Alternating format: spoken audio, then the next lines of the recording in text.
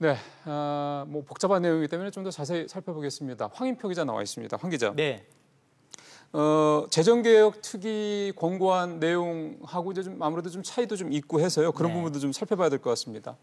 먼저 그 조세 저항을 우려해서 좀 한쪽은 약하게 또 반대로 다른 측면에서는 조세 저항이 있더라도 좀 강하게 규제를 하자 이렇게 좀 결론이 나온 것 같은데요. 정반을 보면요. 예. 그 먼저 이제 공정가액 비율을 100%가 아닌 90%까지만 끌어올리기로 한 건 그 1주택자를 좀 배려한 것으로 보입니다. 이 종부세가 처음 도입됐을 때 기억하시겠지만은 뭐 은퇴해서 이제 버는 게 없는데 집 한 채밖에 없는데 어떻게 세금을 더 내냐 이런 불만이 많았던 게 사실입니다.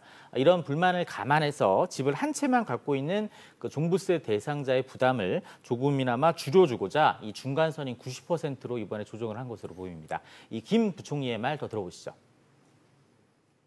종합부동산세는 소득이 아닌 자산에 대한 과세인 점을 감안하여 현금 납부 여력이 부족할 수 있는 1주택자, 은퇴자, 고령자 등의 부담이 크게 늘지 않도록 하였습니다.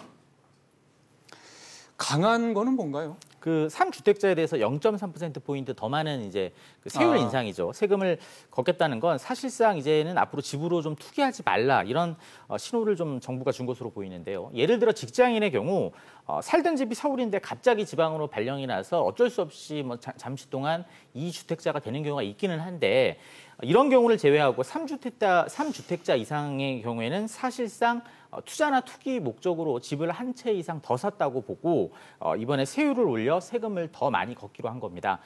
또 지금이 아니면 앞으로 부동산 규제를 적용하기가 쉽지 않은 점도 좀 고려가 된 것 같은데요. 지난달 그 지방선거가 여당의 압승으로 일단 결론이 났고요. 오는 2020년 국회의원 선거까지 이 별다른 선거가 없어서 좀 정부와 여당 입장에서는 정치적 부담이 덜한 만큼 이번에 좀 부동산 투기 규제에 강하게 드라이브를 건 것으로 그렇게 해석이 나오고 있습니다. 그 2주택자가 이번에 그 세부담을 강화하는 데서 빠진 이유가 예를 들어서 말씀하신 뭐 직장인 같은 경우는 지방에 발령이라서 어쩔 수 없이 2주택자 이거를 좀 말씀을 하신 거군요. 이런 사람들이 과연 얼마나 2주택자 중에서 되는지는 한번 좀 따져봐야 될 것 같긴 합니다. 어쨌든.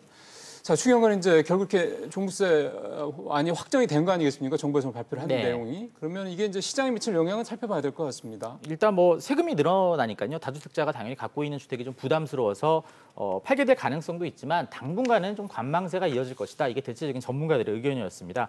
일단 그 정부 개편안이요. 이게 확정이 됐지만 올해 국회를 통과해야 되고요. 통과해도 내년부터 이제 적용이 시작이 됩니다. 또 지난 4월에 그 양도세 중과 시작을 앞두고 상당수의 다주택자들이 자신이 사는 집 외에 다른 집들을 좀 많이 임대 등록을 하든 정리를 했기 때문에 실제로 예상보다 더 많은 매물이 부동산 시장에 쏟아지지는 않을 것 같다. 이게 전문가들의 얘기였습니다. 얘기 한번 들어보시죠. 3주택자들이 당장 주택을 매각하기보다는 좀 더 시장을 관망하는 모습을 보일 것으로 예상이 되고요.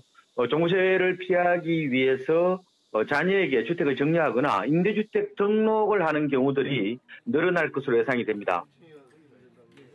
또 당분간 부동산 투자는 좀 확실히 줄어들 것으로 그렇게 예상이 됐습니다. 이 정부가 집을 많이 가질수록 세금을 더 걷겠다는 신호를 이번에 확실하게 줬고요. 또 내년에 공시가격이 크게 오를 가능성도 있는 만큼 당분간 다주택자들이 시세 차익을 노리고 집을 더 사들이려는 모습은 사라지게 될 것으로 보입니다.